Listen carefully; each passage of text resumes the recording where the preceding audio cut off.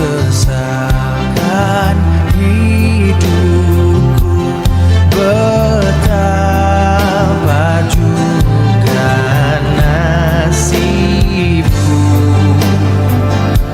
sebab Engkau tetap dekat, tanganmu ku pegang erat. Salam Bapak Ibu Saudara-saudari kasih Tuhan. Dalam renungan harta sepanjang masa yang memuat 365 inspirasi yang akan membantu kita menemukan rahasia kehidupan dalam hari-hari hidup yang kita jalani. Untuk itu mari kita berdoa. Terpujilah kekal namamu ya Bapa di surga, Bapa yang telah melakukan banyak perkara besar di sepanjang minggu yang lampau, dan dengan penuh cinta kasih Engkau membawa kami masuki hari yang baru untuk menyongsong anugerah baru daripada Bapa di surga. Karena itu Roh Kudus menuntun kami untuk membaca dan merenungkan firman.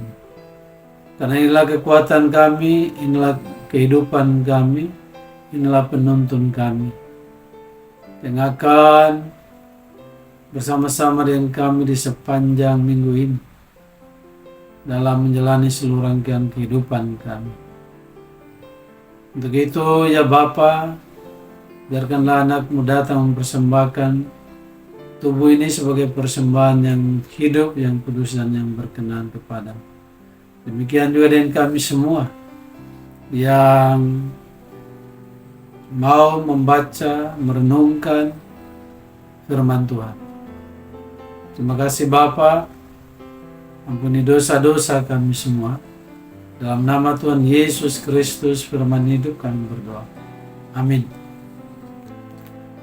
Firman Tuhan terambil dari Yohanes 14 ayatnya yang kedua, yang menyatakan, di rumah Bapakku banyak tempat tinggal.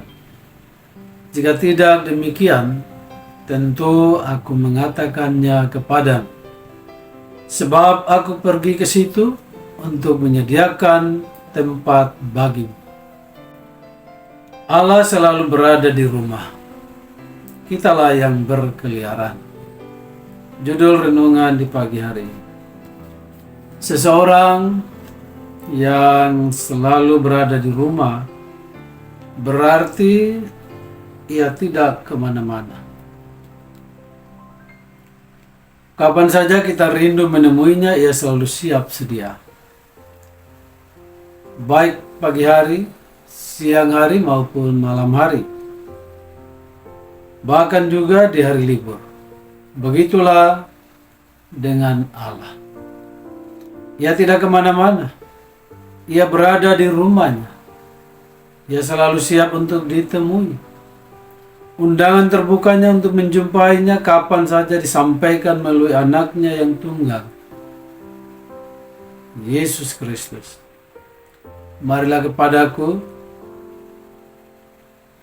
semua yang letih lesu dan berbeban berat, aku akan memberi kelegaan kepadamu. Matius 11 ayat 28. Ia bukan Allah nabi-nabi Baal pada zaman Nabi Elia, yang mungkin lagi merenung, mungkin lagi tidur atau bepergian. Pertama Raja-Raja 18 ayat 27. Ia juga bukan setan yang beredar ke sana kemari, berkeliaran seperti yang digambarkan dalam kisah atau kitab Ayub 2 ayat 2, atau seperti digambarkan oleh Rasul Petrus seperti singa yang mengaum-ngaum dan mencari mangsanya, pertama Petrus 5 ayat 8. Ia adalah Allah yang tidak berubah, kemarin, hari ini, sampai selama-lamanya. Ayub 23:13. Nah, walaupun Allah Maha Adil, Alkitab mengatakan bahwa Allah memiliki 3 buah rumah di mana Ia hadir di dalamnya dan menanti umatnya. Perhatikan baik. Yang pertama, rumah Allah yang pertama adalah sorga. Di rumah Bapakku banyak tempat tinggal. Jika tidak demikian, tentu aku mengatakannya kepadamu. Sebab aku pergi ke situ untuk menyediakan tempat bagimu. Bagi siapa? Bagi kita semua. Tempat di mana ia bersemayam. Mazmur 2 ayat 4. Tempat ia bertakhta dan mengatur segala sesuatu. Mazmur 11 ayat 4. Tempat di mana dari sanalah ia menjawab segala doa dan menyalurkan segala berkat. 2 Tawarik 7 ayat 14. Sorga, rumah yang telah ada sebelum segala sesuatu ada. Tempat bebas kesusahan. Wahyu 21 ayat 1-4. Keindahannya tidak dapat digambarkan dengan kata-kata manusia. Wahyu 22 ayat 1-5. Tempat istirahat dari segala kepenatan tubuh, jiwa, dan roh.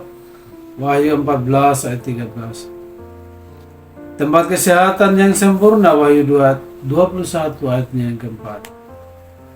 Tempat di mana pelayanan dikerjakan secara aktif. Wahyu 22 ayat 3. Tempat di mana pahala dan mahkota diberikan. Wahyu 22 ayat 12. Yang kedua, rumah Allah yang kedua adalah gerejanya, bait sucinya. Tuhan Yesus menyebut bait Allah sebagai rumah Bapa. Yohanes 2 ayat 16. Tempat di mana Allah berada. Mazmur 11 ayatnya yang keempat. Tempat di mana ia menyatakan kasihnya. Mazmur 48 ayat 10. Tempat di mana ia mengenyangkan umatnya dengan kebaikan. Mazmur 65 ayatnya yang kelima. Tempat di mana ia menerima pujian dan syukur umatnya. Mazmur 138 ayat 2. Tempat di mana ia menyatakan kemuliaannya. 2 Tawarik 5 ayat yang ke-14. Kebaiknya haruslah menjadi kerinduan kita. Mazmur 84 ayat 11. Dan yang ketiga, rumah Allah yang ketiga adalah tubuh kita. Rasul Paulus menyebut tubuh kita adalah rumah Allah. Pertama Korintus 6 ayat 19. Tempat di mana Roh Kudus menguasai tubuh kita adalah rumah Allah. Kita untuk dapat memuliakan Allah dengan tubuh kita. Jadi sekali lagi, tempat di mana Roh Kudus menguasai kita untuk dapat memuliakan Allah dengan tubuh kita. Pertama Korintus 6 ayat 20. Tempat di mana Roh Kudus dapat menghasilkan buah-buah roh. Galatia 5 ayat 22 dan 23.